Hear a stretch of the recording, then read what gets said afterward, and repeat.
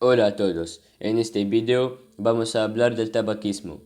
El tabaquismo es una adicción de fumar que causa millones de muertes y enfermedades cada año. Según la Organización Mundial de la Salud, el tabaco es la primera causa evitable de enfermedad, invalidez y muerte prematura en el mundo. En Europa, el tabaquismo provoca cada año 1 millón de muertes y es la principal causa de buena parte de muertes por cáncer de pulmón y de más del 50% de las enfermedades cardiovasculares.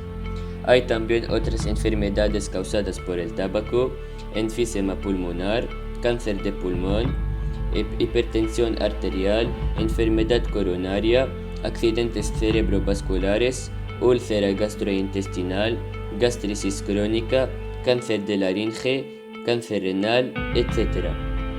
Para las mujeres embarazadas, las enfermedades se pueden transmitir a los bebés que puedan nacer enfermos o bien morir.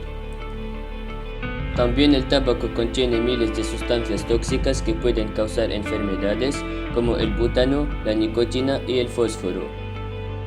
Si es usted fumador, debe tratar de quitar este hábito. Dejar de fumar es posible y usted puede conseguirlo. Está a punto de iniciar un proceso que le llevará a ganar en salud y calidad de vida. Piense en los beneficios del abandono del tabaco y busque sus propias razones para dejarlo. Los beneficios de dejar el tabaco: más agilidad, disminución o desaparición completa de la tos, recuperación de sentidos olvidados como el gusto y el olfato, y recuperación del equilibrio y la hidratación de la piel. Aquí hay algunos consejos para ayudarlo.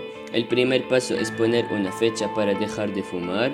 Díselo a tu familia y amigos. Es importante buscar el apoyo de las personas del entorno para conseguir llegar a la meta. Quitar todo lo relacionado con fumar. La ayuda farmacológica.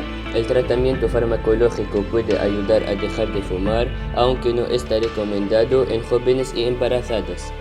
Practicar deporte también es muy importante porque mejora las condiciones físicas y pulmonares, sin mencionar el hecho que es relajante.